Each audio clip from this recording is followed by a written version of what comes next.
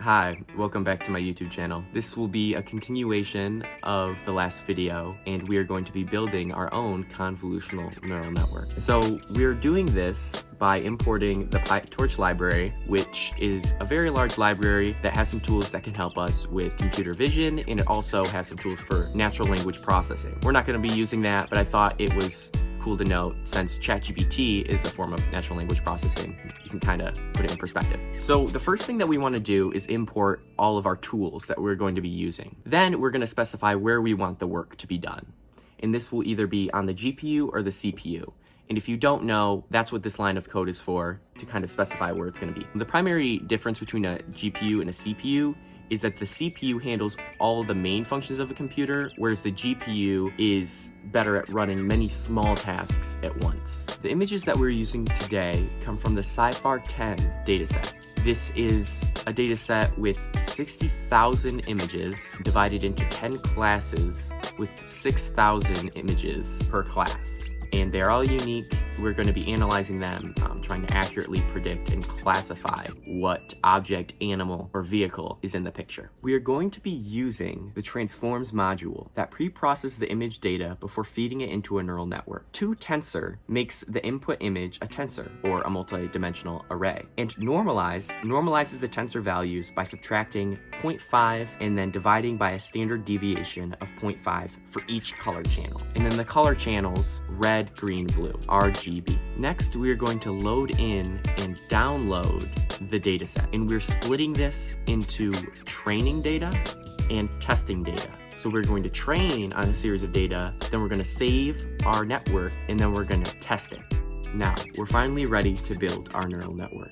This is going to contain all of the layers that you may be familiar with, the convolutional layer and the pooling layer, as well as some fully connected layers. So I'll go more into detail on each of those. The first thing we're going to want to do is create the class, and it is going to inherit from the neural network module that is contained within the Pytorch library. The constructor is where all of our layers are going to exist. This is going to have all of our layers and show their parameter. Each convolutional layer takes in 3 parameters, and that's going to be the input channel, the output channel, and the kernel size. We touched on each of these in the last video, but for this specifically, we're going to have an input channel of 3, an output channel of 6, and the kernel size will be 5 by 5. The next convolutional layer will take in 6 as the input and then 16 as the output. And these are arbitrarily chosen, but they're kind of intuitively chosen, as more output channels may lead us to finding more features and more specific characteristics of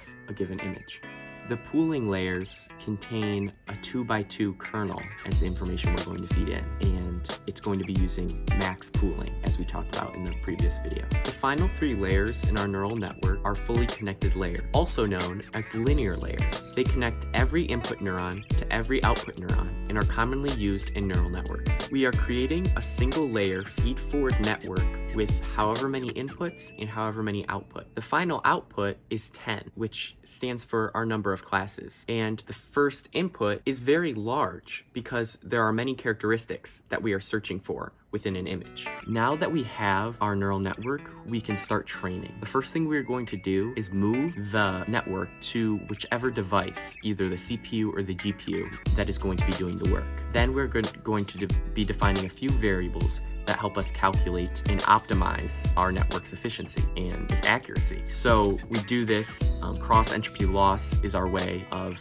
being able to tackle multi-classification type problems because we have 10 different classes, so it's helpful in that way. And then the optimizer is just helping us adjust the gradients so that we may be able to improve the accuracy of our network. So we're going to step into each of the pictures, we're going to sift through them, and we're going to move them to the device that's doing the work, and we're going to obtain our outputs, our predicted outputs from our model, and then calculate the loss based on those outputs. Then we're going to do what we can to improve the gradients and then in turn be able to optimize our model. So if it gets it wrong, then we're going to see, like, we're going to move backwards, take a backward step, and see what we can do to help train it. Every so often, then we're going to print out the loss and the steps and the epochs, which all of that is just our way of organizing different chunks, sifting through it chunk by chunk. So that's not too important.